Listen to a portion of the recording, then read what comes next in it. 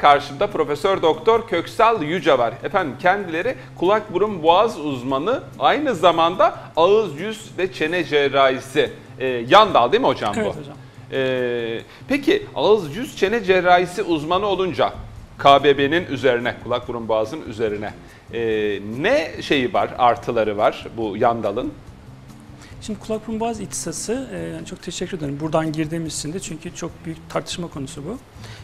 Tıp eğitimi, 6 yıllık tıp eğitiminden sonra TUS sınavını kazanarak Yükseköğretim Kurumu'nun ve Sağlık Bakanlığı'nın onayladığı özel eğitim veren üniversite hastanelerinde ve eğitim hastanelerinde kulak burun boğaz uzmanları 5 yıl ihtisas yaparak, minimal ihtisas yaparak yetişirler. Tıp doktoru olduk. Kulak burun boğaz uzmanı da olduk. O sonra bir üniversitede spesifik olarak bu söylediğimiz branş, ağız yüz çene cerrahisi ile ilgili ameliyatlar, bunlarla ilgili dersler, bunlarla ilgili eğitimlere katılmış olmanız gerekiyor belli sayıda. Sağlık Bakanlığı ya da işte Yükseköğretim Kurulu zaman zaman bunlarla ilgili kriterler belirliyor. Diyor ki mesela şu kadar derse katılacak, bu kadar eğitim verecek, bu kadar ameliyat yapmış olacak. Bunları plastik kulak burun boğaz, plastik cerrahi ve bir kısım diş hekimlerine böyle bir şey sağlıyor ve bunun yan dal uzmanlık belgesini veriyor. Aslında kulak burun boğazın içerisinde 5-6 tane daha yan dal var. Avrupa'da ve Amerika'da, dünyada tanınmış. Neler var? İşte burunla uğraşan rinoloji diye bir birim var. Kulakla ilgilenen otoloji diye bir birim var. İşte baş boyun cerrahisiyle ilgilenen head and neck surgery diye bir başka bir bölüm var. Fasyal plastik cerrahi var. Ve dünyadaki, örnek veriyorum, rinoplasti yapan çok meşhur doktorların birçoğu aslında fasyal plastik cerrahidir ve temeli kulak burun boğaz, yani otolaringolojidir. Ama Türkiye'de bunlarla ilgili tartışmalar çok olduğu için diğer meslektaş ve diğer branş doktorlarla Sağlık Bakanlığı'nın bu ya da işte YÖK'ün, yani sonuçta devletin böyle bir uygulama yapıyor olması insanların elini rahatlatmış oluyor. Ne oluyor? Biz spesifik olarak baş boyun bölgesi, özellikle yüz için söyleyebilirim. Buranın minimal invaziv cerrahilerinden tutun çok büyük tümörlerine kadar ya da travmalara kadar her türlü rahatsızlığına bakmış ve bunların tedavilerini planlamış oluyoruz. Şimdi baş boyun dendiği zaman vücudun en çok göze görünen bölgesi bu bölge. Tabii ki yaptığınız işin her şeyden önce sağlıklı olması lazım, sonra da estetik olması lazım. Ve estetik deyince de ben kafaya şöyle baktığım zaman tam ortadaki organımızı görüyorum. Değil mi? En önemli burun, çünkü burnu kötü biri çok çirkin göze görünürken burnunu yaptırdıktan sonra ne olmuş bu kadına veya adama diyorsunuz. Çok acayip yakışıklı ve güzel olabiliyor. Benim doğru size, ellerden doğru ellerden. Şeyde bir programda da vardı ya, 10.000 tane dolgu yaptıktan sonra gözaltı dolgusu yapmak lazım. Sizde de öyle. Herhalde bir kulak burun boğazcının epey bir ameliyat yaptıktan sonra ağız yüz çene cerrahisi uzmanıyım demesi lazım. Bu da öyle oluyor. Şimdi az önce söylediğiniz hani güzellik kavramı deyince, yani genel bir kavramdan bahsediyorum. Simetri çok önemli. Kapıdan girdiği andan itibaren hepimiz işte doktor, siz de hekimsiniz. Prima vista diagnoza diyoruz. Yani ilk görüşte teşhis. Ne oluyor? Kapıdan girdiği andan itibaren bir simetriye bakıyoruz. Yani boyundan yüz ve şeye bakın. Birebir yüz simetrisi. Yani birkaç tane Hollywood yıldızı var işte. Cameron Diaz ya da ne bileyim işte birkaç tane Hollywood yüzünde saptanmış. Herkeste muhakkak bir asimetri var. Şimdi biz burun ameliyatı planlarken cinsiyet, örnek vereyim, erkek bir adama hani o maskülen karakteri gösteren, o şeyi bozmayan bir burun tasarlamaya çalışırken kadınlarda biraz daha naif, biraz daha o yüzdeki harmoniyi ortaya çıkaran ve kaştan tipe gelen çizgide o tatlı körvü verecek ve gözleri ortaya çıkaracak bir burun tasarlamaya çalışıyoruz.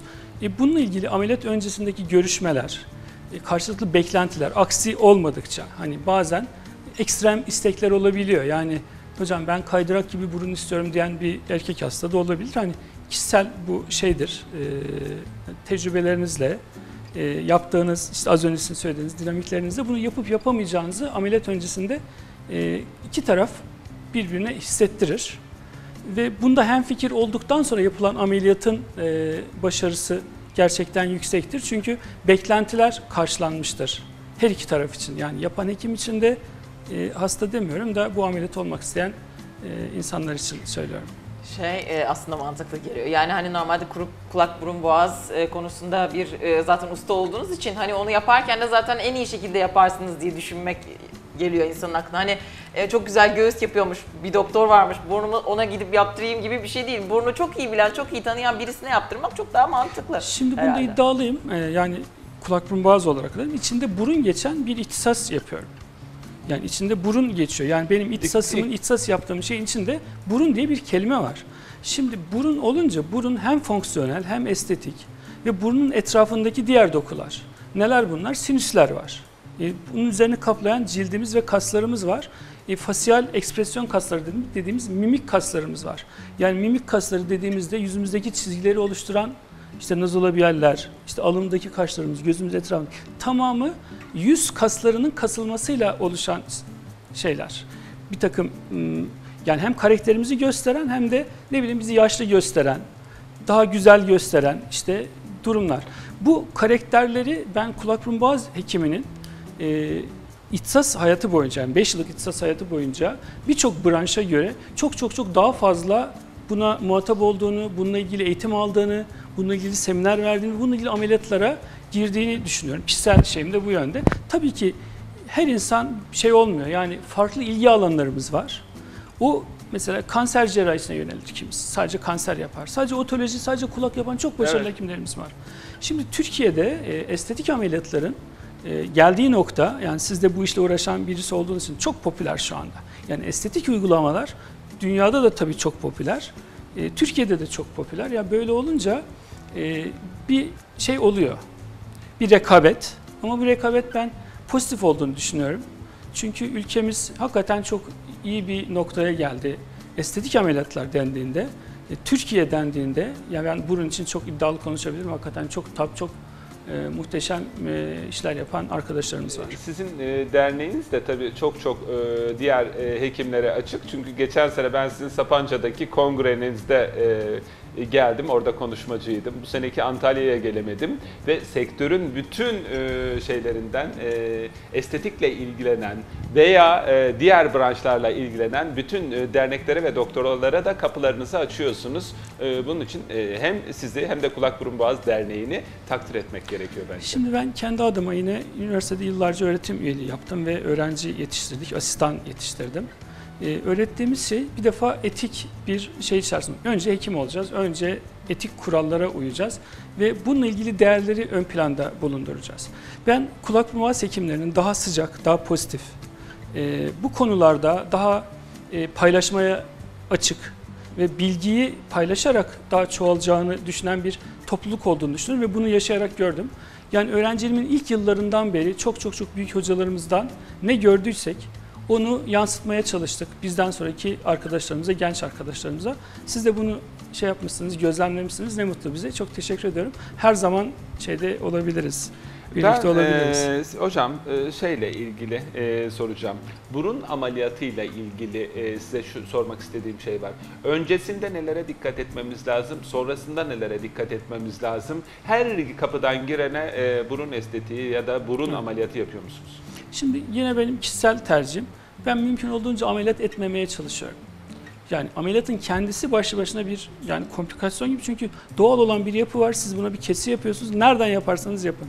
Yani hani kapalı teknik diyoruz. Burun içindeki kapalı mukozalardan yapılan, dışarıdan görünmeyen bir insüzyon var ya da açık diyorsunuz, dışarıdan yapıyorsunuz. Her gün yeni bir şey çıkıyor. Mümkün olduğunca minimal invazif olmak ve dokunmamak en güzeli. Mümkünse ama psikocerrahidir aslında yaptığımız iş. Yani insanların dış görünüşleriyle, yani kendi özgüvenlerini kazandırmayı amaçladığınız bir ameliyattır bu. Böyle bir şey için yapabileceklerinizi ve karşı tarafın beklentileri uyuştuğunda şey olabilirsiniz. Ama elinde bir tane fotoğrafla geliyor, bir Hollywood yıldızının fotoğrafı. Ben bu burundan istiyorum. Ona o burnun olmayacağını bir şekilde anlatmaya çalışıyoruz.